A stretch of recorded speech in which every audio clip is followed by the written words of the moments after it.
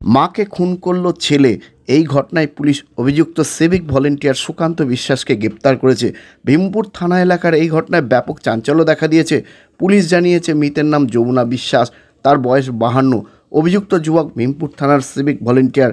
তার বেশ কিছুদিন ধরে অনুপস্থিত থাকছিলেন কাজে।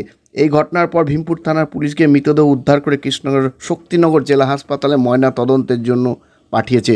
ঘটনাস্থলে রয়েছে পুলিশ। আর এই নিয়ে আজকাল আগামী বিশেষ প্রতিবেদন। মাকে কুপিয়ে খুন করার অভিযোগে ধৃত সিভিক ভলেন্টিয়ার।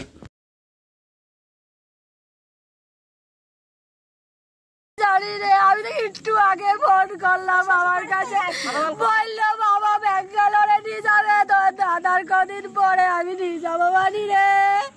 আমি তো 8 ঘন্টা হয়নি ওই বাবার সঙ্গে ফোনে কথা বললাম, বললো এখানে সারছে না, আমি যা হয় জমি বিক্রি করে ব্যাঙ্গালোরে নিয়ে যাবো।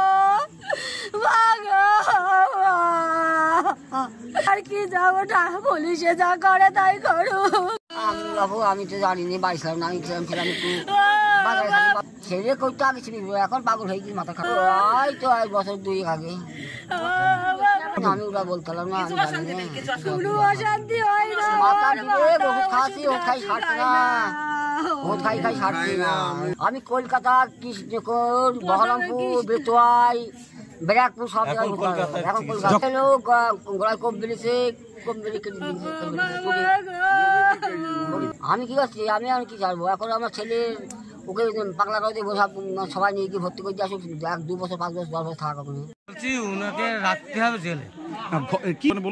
আমি জানি না, বাড়ি ছিলাম না, ওর বলতে আমি দেখি ও কেটে পড়ে আছে। আমার বৌদি আর আপনার বৌদির নাম? বৌদির নাম আছে কি, আমার কি জানা খাবি খাচ্ছে। তারপরে আমি গলায় গাছ মাথা বেঁধে তারপরে দেখতে মারা গেছে। এখন যাচ্ছি, ও পাগল ছেলে, ওকে জেলে রাখতে হবে। আমার বৌদি